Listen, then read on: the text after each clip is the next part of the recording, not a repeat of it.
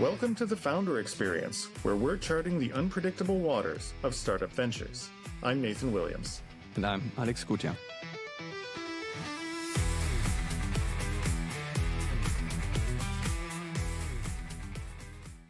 So Nathan, this week I had someone approach me, and as you probably know, I'm also doing startup mentoring on the side. And I had a founder who just set up a tech agency to reach out to me. He went from being a freelancer to setting up his own agency, which is similar to what I've done back in the days. And so we said, okay, I have the company here. I know what I'm offering. I'm not entirely sure about who the client is. But he then asked, okay, what's the next step? Where should I focus on? Should I focus on hiring? Should I bring in someone to help with this or that? And this is a pattern that I saw many times when I'm talking to founders, early stage founders. What do you focus on when everything feels important, right? Because you have to juggle all these priorities essentially and many things, especially if you're a solo founder. So I just wonder how do you think about that? What should you focus on, or how should you prioritize the respective next step when everything feels important? That's a rough one, especially because this almost feels like something that has to be specialized advice as opposed to generalized advice. Mm-hmm. But I guess the generalized approach is, what is the biggest bottleneck, right? I'll tell you, one of the big things that is a trap for new entrepreneurs that I've seen is working on the thing that's the most fun. Oh yeah. Right? Because it is, like, for example, if you're a software guy, building more software, building more features, making it prettier, making a better piece of software is usually the trap, because that's something you know how to do. Whereas maybe going out and selling it, or doing marketing, or doing legal incorporation and contracts are something you don't know how to do. And so, I think the first question that I would ask is, what am I most comfortable doing, and what needs to be done to get it to the next stage? But I guess the second thing would be, what is the metric you're measuring, right? And usually the easiest one is revenue, right? Like, it's when you're a founder, it's hard to be objective, right? It's your baby. You're starting something because it's a beautiful thing you want to exist in the world. And reducing it to revenue as a founder is often quite difficult, even though, of course, you want to make money, you want to make revenue, you want to grow the business. But it's hard to think in purely objective terms if it's something that you've done because you came up with it and you have this idea of something that should exist. But revenue is an excellent metric for being able to prioritize. So in an agency model, the question is, what's helping you get to the next customer, the next level of revenue? What's blocking you? If there are different challenges, like, is it not that you're not getting in front of enough potential customers or enough leads? Is it that you don't have enough trust with customers, so you're not closing the leads? Is it that you don't have enough capacity to serve these customers, so you can't close a new lead even though people want it? And knowing sort of what your blocker is will inform you as to how to take action. Yeah, I agree, especially with the bottleneck part, that you need to be aware of what that might be. And just going one step back, what you said is there are things that we want to work on, right? And I noticed for myself that I just focus on what's fun, but also what can help is I'd say often people know quite well what they should be doing. They just don't want to do it. And for me, early on, that always was sales. I did something similar, coming from just tech and software development. I did that mostly, right? And then everything that is close to that area, right? Managing tech projects, etc. And then sales was so far away from that. I didn't like doing it, though I knew I should do it. So this is one aspect. The other is, yes, I agree that it really depends on the business, right? So a software business might have different priorities than a hardware business, or something that doesn't scale in the same manner. And for the bottleneck, I like the idea, just thinking top down, right? So revenue of like, you run a business to make revenue, and then just figuring out, okay, what's the path to making revenue, right? So you need the offer, you need to know who you're serving, and like the whole, just picture the whole chain from maybe starting at the back with the revenue. Okay, how do we make money? What's the business model essentially? And then once you have that mapped out, because that's in like specific to each business individually, then just mapping out, okay, what's the bottleneck, right? Is what you said, is it, am I spending too much time doing HR, or do I I have to do so many calls? Is that the bottleneck, right? Then it might make sense to bring someone in to do at least the initial calls with potential leads, right? So you have more capacity to work on the things that only you can do, right? And this is one of the traps that I still fall into occasionally today, that especially as the founder, you should work on the company, not in the company, right? So Mm. I'd say it's not as easy to say, okay, I'm just working on the company. There will be phases, especially as you grow, where you have to work in the company. But I think you always have to keep that in mind. Your job is to work on the company, right? Set up the machine that's running, and just figure out, okay, am I spending too much time on things that I can also potentially delegate, right? Or automate, or ideally remove entirely, so you don't have to do them at all. But that's yeah, I think that these are a few thoughts. I think that this is something that it can never be said too much, is that there's a difference between working for your company and working on your company. And if you think of your company not as your product, but as a series of processes and a machine that runs, then it makes it a little clearer. I mentioned in other episodes, my wife has started a business Mm-hmm. recently. She started a business selling toys. It was a Lego toy, or a Lego-like toy, that she is like a carrying case that has a Lego playing area, or a building brick playing area. It's generic. It's not Lego branded or anything. Yeah. But the reason that this is interesting is because what she loves is building and designing the actual product. And then, but the business part is step one. I have to find someone to make it, because hand making them is going to be a blocker. And so then you have to look at suppliers. Then you have to look at, well, if they're not in the country, then you've got to import. Then you've got to look at the legal requirements to import, the cost to import, what certifications you need, CE certification if you're selling in Europe. Um, then you have to look at a whole mechanism for how you sell it. Do you sell it in person? Do you sell it at markets? Do you sell it online? And then if someone sells online, what's the process? I've got to set up the shop. Then someone makes an order. I need a payment system. Once I receive payment, I need a way of shipping it up. Oh, packaging. Oh, Mhm. what do we put in the package? Is it just the toy? Is it also packing material? Is it also promotional material? Is it an unboxing experience? And each one of these things that seems straightforward is a decision that needs to be made. And do I want to sell, even do I want to sell retail, or do I want to sell wholesale? And the temptation is, well, whatever makes the money, or whatever, Mhm. I'll do both. But doing both means that you don't have a single thing to focus on. And so it takes twice as much effort. And so usually the way companies can manage this is by getting one of the sales channels set, right? And then outsourcing it and setting up um, this system so that it can run on its own, and then moving to the next one, and then Yeah. moving to the next one, right? And keeping that separate in your mind really helps, because it's a bit like a very complex machine.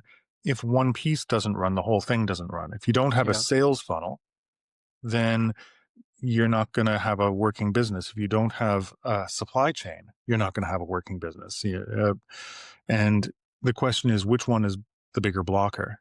And then how do you solve that? And and it's hard, because at the beginning, especially if you don't have investment or resources, you need to work in the business, right? It's not a bad thing to work for the business, because working in the sales, in the setting up supply chain, in packing and shipping, gives you as a founder firsthand experience of what works, what doesn't. But the important part is that you document those processes so that you can Oh yeah. train other people to take them over, right? You want to have your fingers on the pulse of the company. You don't want to be sort of sitting in your ivory tower telling people what to do, because you'll go the wrong direction. But it shouldn't stay that way, because someone's got to work on the business, and there's no one else other than the founder or the manager or whatever top position who can do that, because they don't see all that's going on in the business. Yeah, this is I mean that deserves its own episode, discussing like documentation and setting up these processes, because that was when I started the company, back in the day, or having seen the corporate world. I felt they have too many processes. Everything was documented, and I hated doing this. I felt like, okay, we are a startup now. Let's just do it execution, and not doing like processes and everything else. That always felt so tedious. But I agree, especially today, if when you're starting out and you have to manage all these tasks, processes yourself, you should start documenting them early on, right? Because it's the first step to delegating at all. I'm so Um, bad at it. Same. The It's way all, I keep yeah, everything in my head, and it's terrible. yeah, what works for me is using Loom videos, just filming myself and just recording them. Oh, Right when I feel okay, this is a when I don't do it consistently, to be honest, right? But whenever I feel like this is a process that I need to delegate, I just film myself, and then it's easier to either share it with the person who can take it over, and I can also document it, right? If that works, or document it myself in written, or I guess these days you can also use AI to just say, okay, document what you see in the video. But I've been very bad at doing this. But I think this is one of the traps that you can fall into. If you don't do this and you feel like it's all in my head, you really make yourself, uh, you're not able to step out of the process, right? You cannot go on vacation or anything else, because then it's like, okay, how do we run this process? How do we run sales or whatever it is, or support? So I like these days I think about, okay, how can the process be as generic as possible, in a sense that it's not dependent on any individual, right? And that you can do this with software. You can enforce it with using like just software, or you can document it and then just you of course then rely on people to work the process as it is defined. But this is something that I've been bad at, and also I think it's also important to just optimize for the current stage that you are in. And you shouldn't when you come up with processes, whether it's for sales, etc. Don't optimize for a distant future where you're way further ahead, right? I can easily say that for the tech world, because usually people come up with all sorts of system architectures for millions or gazillions of users that you maybe never see.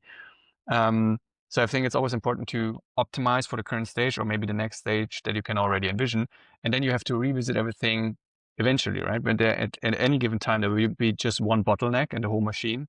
Once you unblock that, there's the next bottleneck resurfacing, and then you might revisit areas all the time. So I think it's also fine to not come up with the ideal solution that will be there forever, because that's not the reality of a business, because it will change. is there a difference between software business and agency business, and what you would recommend for the next step? Like, what did you recommend this student or mentee, I guess? For the next step, so he had an offer already, and I usually start with, okay, what do you know what you're selling? The next question is, who are you selling to, right? Who's your ideal client profile? I think we touched upon this. This is super important. Before you do outreach, know who you're targeting, like very specifically, not just, okay, all the businesses in Germany, whatever, but really be very, very specific, have a persona. I think this is super important. So we kind of double clicked on this. And then from there, it's okay, how do you do outreach, right? Once you have the offer, you know who your ideal client is. Then the next question is, okay, how do you get to them, right? Because there's also an agency business, and then you can sell to the clients directly, projects or man hours. So this is what we discussed there. Knowing who the client is, and then doing the outreach, and then various tactics to do outreach, right? That's cold outreach, LinkedIn, email, etc. Mm.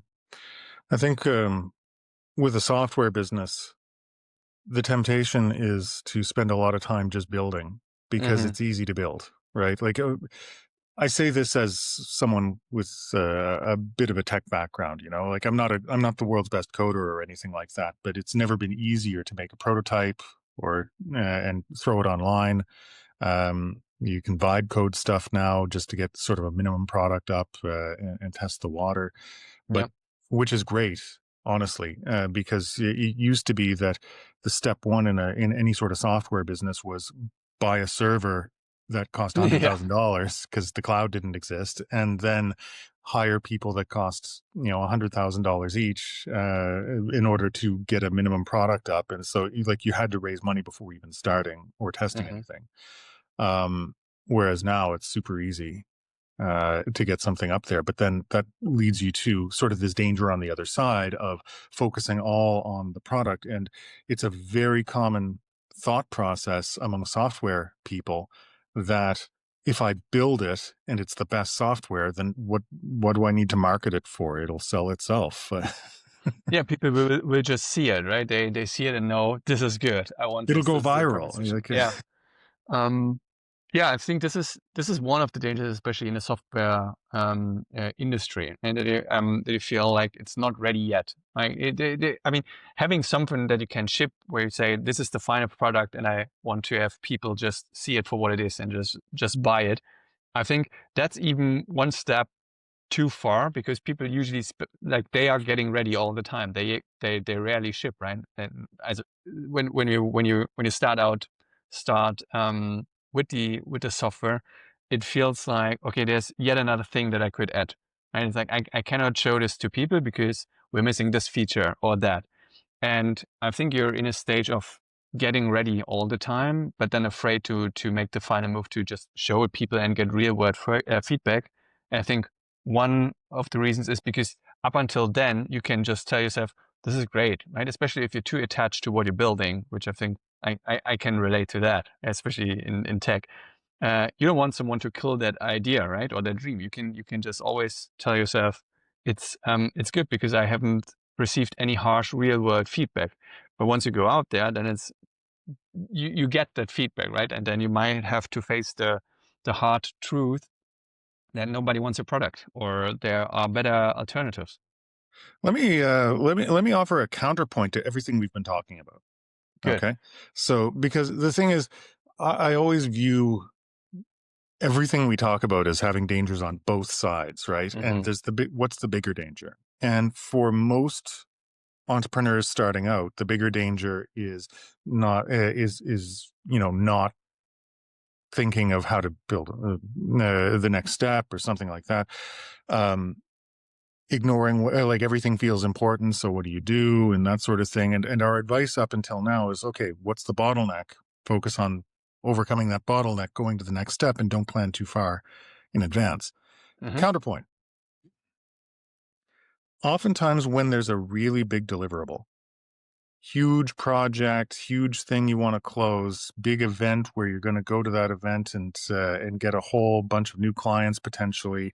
You do a lot of preparation for it. It's coming up on December 14th or whatever. You focused your entire company's effort on that, and you don't plan for what comes afterwards. So you get to that event, get to that closing of the contract, you get to that thing, and then you're like, okay, now what?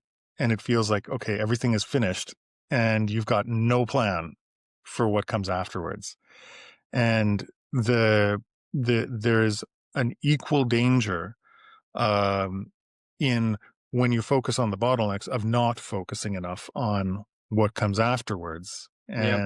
and how to make sure that this business doesn't run to this finish line and then abruptly stop. And this is a bigger deal in the early phases of a business, especially if you're a solo or two-person founding team.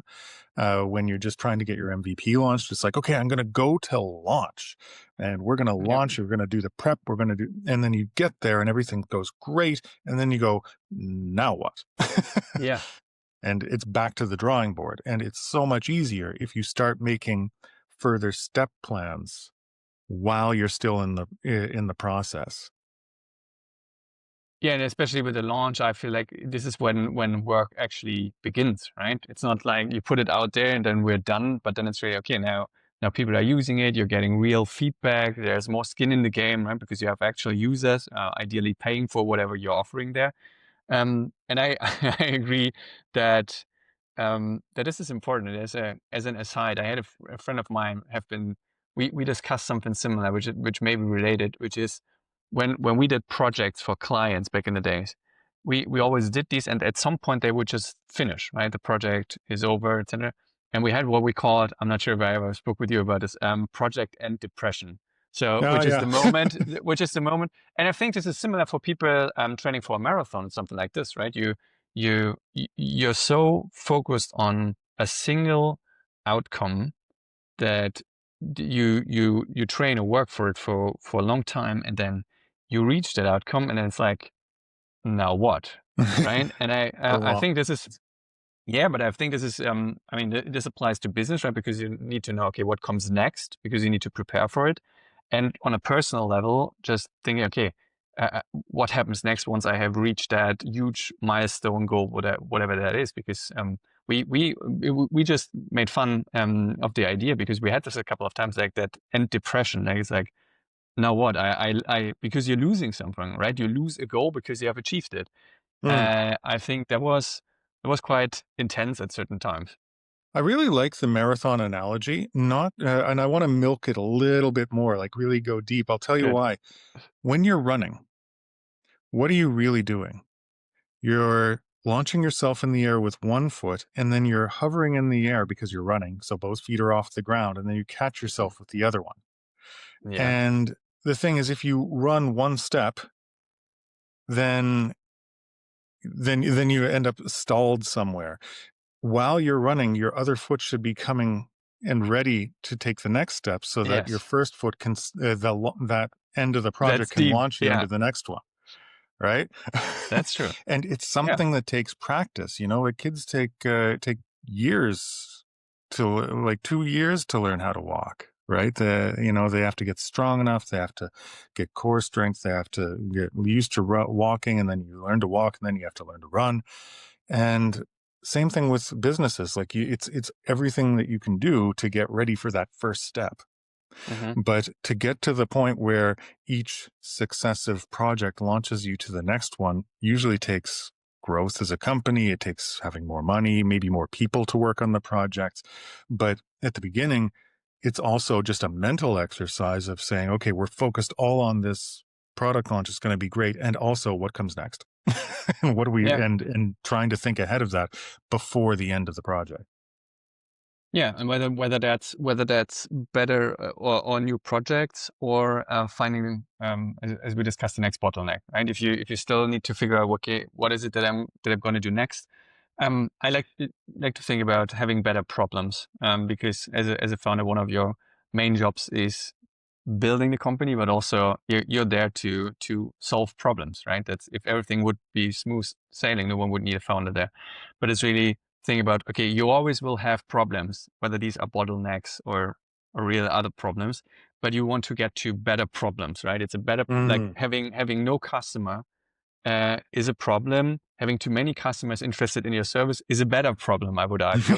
So As long I as you're say not it's the dealing with the same problems that you dealt with yesterday, you're making progress. fair. So that's what that's what I would say. Just also for the bottlenecks, you usually know what comes next, right? Once you solve something, then you already on the horizon see, okay, then I have to take care of this or that department or task that you need to focus on. And at the end of the day, you want to have better problems.